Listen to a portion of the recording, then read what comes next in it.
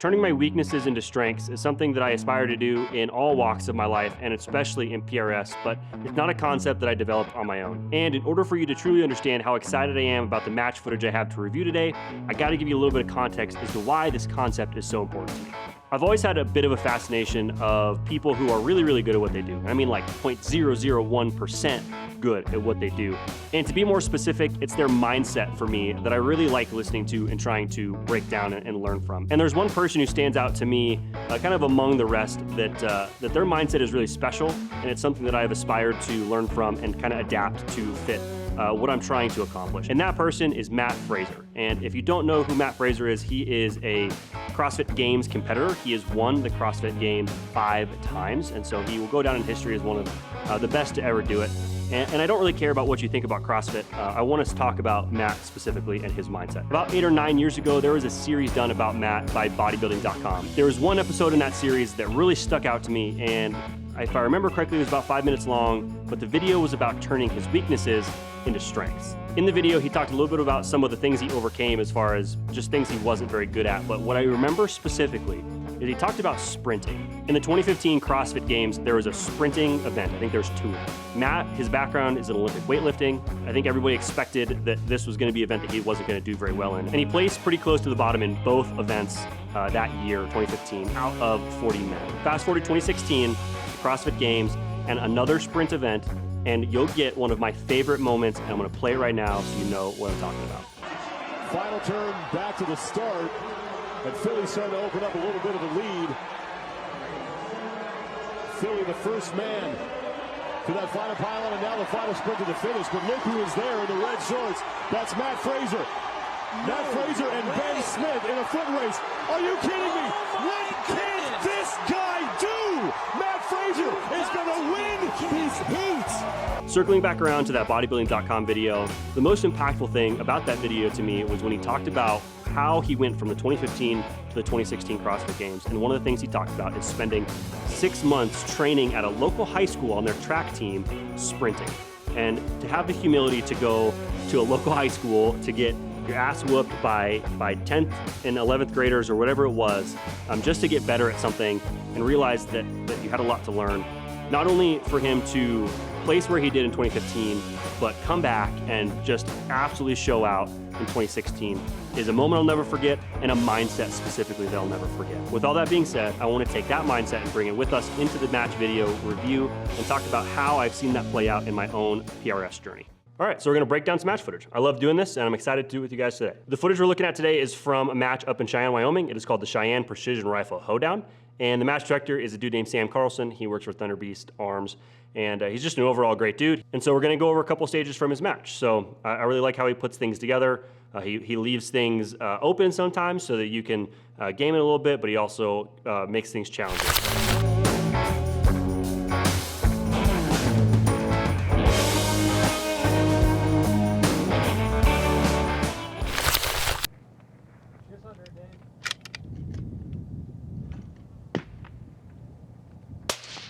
Back. Back.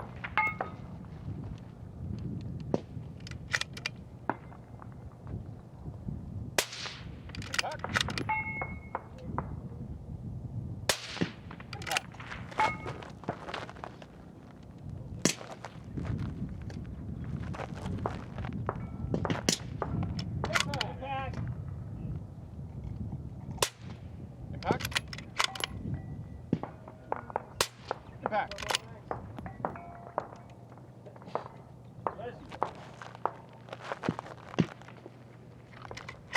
Gotta switch props. Oh no, he doesn't. No, he's impact. Impact. Good stuff. I am.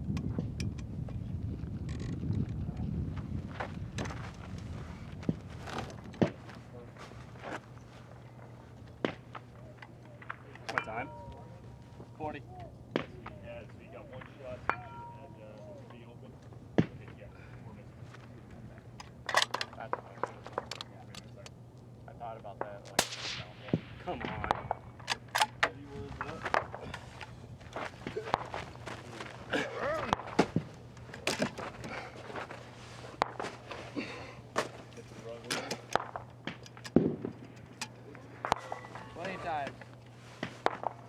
10 seconds.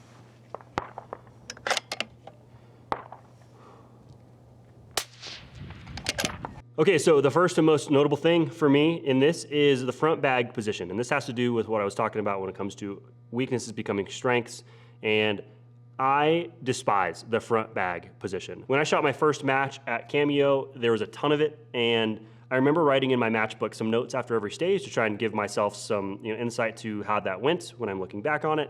And what I look back on now, reading through that, is how many times I wrote something to the effect of the front bag sucks, or I didn't like it, I was unstable. So I immediately identified there's a lot of this position at matches, and I suck at it. So one of the things I focused on in practice and at matches is one, practicing the front bag as much as I can in practice, and two, not avoiding front bag positions when it is the most logical choice at a match. To despise it as much as I still do, but to have this be my best stage of this match was something that was really cool to see. So it kind of felt immediately like the practice that I'd been putting in towards trying to make this a position that is better suited for me, knowing that it's something I'm gonna encounter a lot of the time, it is really nice to see that that's paying off. So that is the first thing. So the next point I have of something I think I did well is read and understand the stage description. So in the stage description, as you hopefully saw before you watched it, Sam wrote, all props must be used for at least one round each.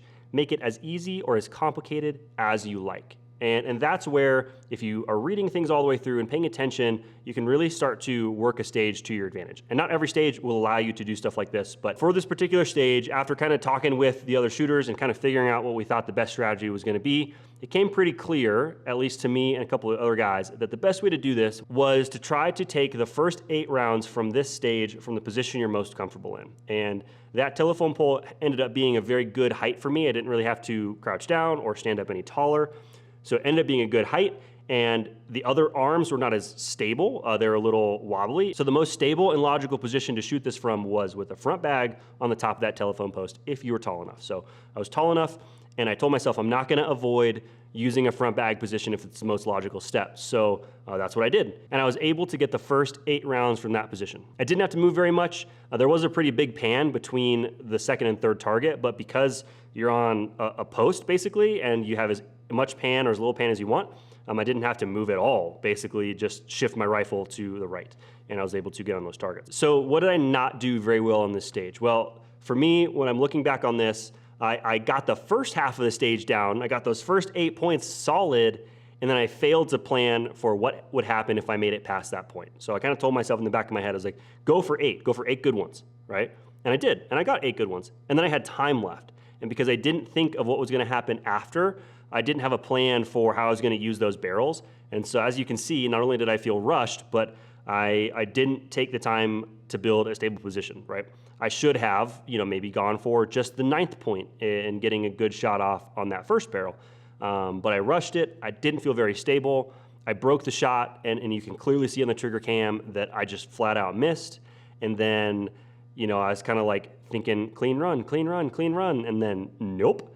And missed that, went to the next barrel, and you can't quite see because I didn't place the camera in a great spot, but same thing happened. I rushed, I barely got on target, and kind of the minute I saw the target, I pulled the trigger, and I missed. Ultimately, I failed to plan for that last little part, and because I failed to plan, I planned to fail. And that's a bummer, but it's still good to see that part of the execution for that stage was there, right? I need to realize that I probably have more time than I think I do, especially if the first half of the stage is going well. And so I should be thinking through the whole stage and what that's gonna look like, regardless if I anticipate getting to the end or not, because clearly in this situation, having a plan for the first half did not serve me well when I got past the first half. So that's the first one. It was a super fun stage. That's something Sam does really well, is he takes the things that he sees and shoots when he's shooting big 2-day matches, and he brings it into his own match, and I think that just overall helps build the community up, get different experiences shooting. So good first stage, and let's move on to the second stage.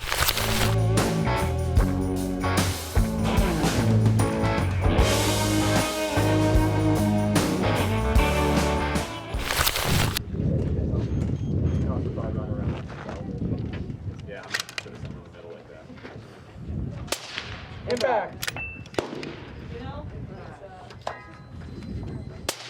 Impact.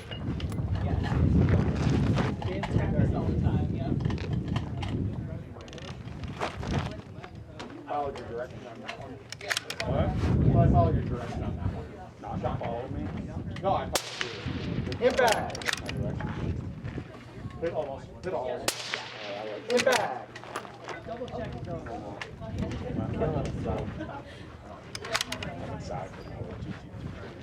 I got it in the straight bill. Sure you wanted a straight bill? I think I'm pretty good. Hit back.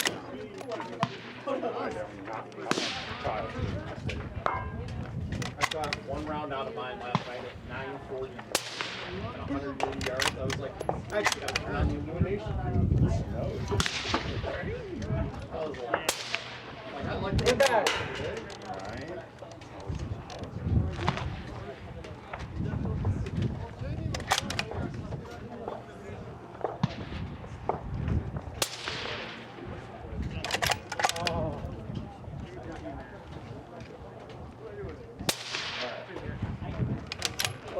All right. This is a fun one too. So we had a little troop line going out to a little bit of distance, out to that 1,016-yard target. And so what are the good, what are the bad? So the good from this stage, it was a modified prone position, so I like being in the prone, so didn't feel horrible about my position here. And some of the things I did well were make good corrections on those third and fourth berms, those third and fourth targets. And the other thing I think I did well here is I kept my face on the gun. So I wasn't like popping my head up unless I was spotting targets. So between the first and the second berm was a little bit bigger pan, and I wanted to make sure I was on the right one. So I just popped my head up, identified it, got my target reference point, and then moved my rifle there, and then dropped my head down, and I found it. So other than that though, in terms of adjusting my data and panning from target to target, I kept my head on the gun, or my cheek connected to the cheek piece. And so that helped me flow a little bit more efficiently. That's something I've been working on, is not popping my head up for everything or looking down at my dope card. That was good, and the corrections were good. On that third and fourth berm, I think there was 600 and 700, or maybe 700 and 800. Yep, 700 and 800. I missed the first shot on each one, and I developed a correction and applied the correction and made an impact on the second round. But that leads me into the big area for improvement on this stage is the targets were talking to me, but I was not listening to them.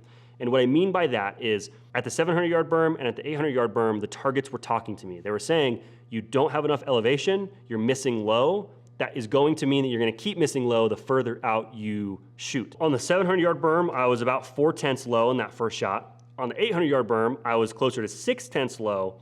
And then at the 1,000-yard berm, I was close to probably 7 or 8/10 low. And so there was information available for me to learn from, but I was so focused on making a good correction in the moment, I wasn't looking forward or thinking forward to how does this correction and how is what I'm seeing going to affect the farther shot I'm taking next. So that's what I mean. The targets were talking to me. They were telling me, hey, pay attention, pay attention, pay attention, and I wasn't listening. Hindsight's 20/20, and I'm thinking to myself, I'm like, dude, if I was off at 700 and I was off at 800, what makes me think my dope would magically be correct at 1,000?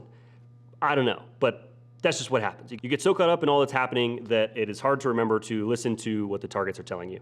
And that's the biggest room for improvement on this stage is pay attention, right? I'm happy about the corrections I made. I'm happy that in the moment I was able to spot the impact and see, okay, I can make this a correction and that should get me on target, especially on the smaller target of the two. But overall, I wasn't thinking forward to how that was going to affect a future shot. So as far as the 1,000-yard berm goes, that first target, I didn't see the splash, not when I was shooting. It's pretty easy to see in the trigger cam watching it back, but I didn't see it. And then I made another rookie mistake and I sent the same shot at the smaller target. I did make pretty good wind calls. My wind was pretty centered up on those targets, but because I couldn't spot my miss as low as it was on the first target, I just sent the same shot at the second target, and of course I got the same results. So that is what I had to learn from these two stages in particular. So this was a really fun match. I had a great time. I'm really happy with how I placed. I placed 36 out of 63, I want to say. So moving up a little bit. I'm excited to see that. At the end of the day, I want to continue to be process focused and not results focused. But it is nice to, again, see some of that hard work pay off. I've been putting time behind the gun, trying to learn from my mistakes, and ultimately, like, it is making me better as a shooter. So that's really fun. It's why I love doing these kinds of videos. I know they might not be the most sexy videos on YouTube, but I've learned a lot from them, and I hope that a few of you guys learned something from these as well. If you've gotten to this point of the video, thank you so much for being here. You don't have to do any of the other YouTube stuff. I'm just glad you're here right now. I want to be a good steward of your time, and I thank you for choosing to spend a little bit of it with me today. I'll see you in the next video.